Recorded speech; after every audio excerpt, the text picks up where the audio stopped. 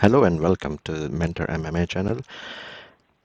On this channel, we produce videos that help you be more productive, and our target is to have bite-sized videos so we don't take too much of your time, but we make your learning faster in less time. So let's get started with the topic that we have today is how you change your data in Excel from a column to row, or from a row to column.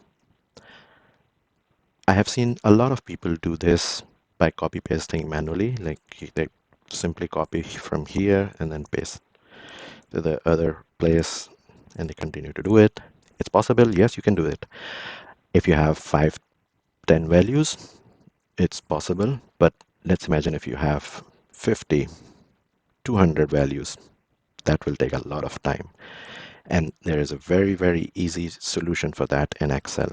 What you need to do is just select the data that you need to change from column to row or row to column, whichever direction you want to do it, you can do it. Simply select the data, right click, and then copy. So now your data is copied. Now you go where you want to place this data. So if you want to start placing data from here downwards, you click in here, you right click on your mouse, and then in paste options, if you do Control V, it will paste in the same way that your data is right now. But if you want to change the direction of the data from row to column or column to row, you need to head to Transpose option.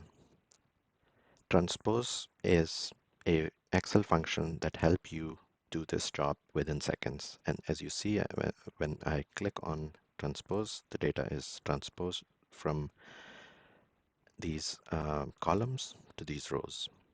And you can also do the same thing other way around. So if I now copy this one from here, I can go on here and then say transpose. So you saw that transpose working in both directions, and you can do this instantly if you have a lot of data.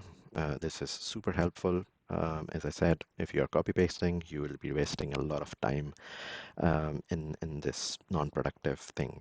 So that was our today's video in a quick nutshell, and we look forward to see you in the next video.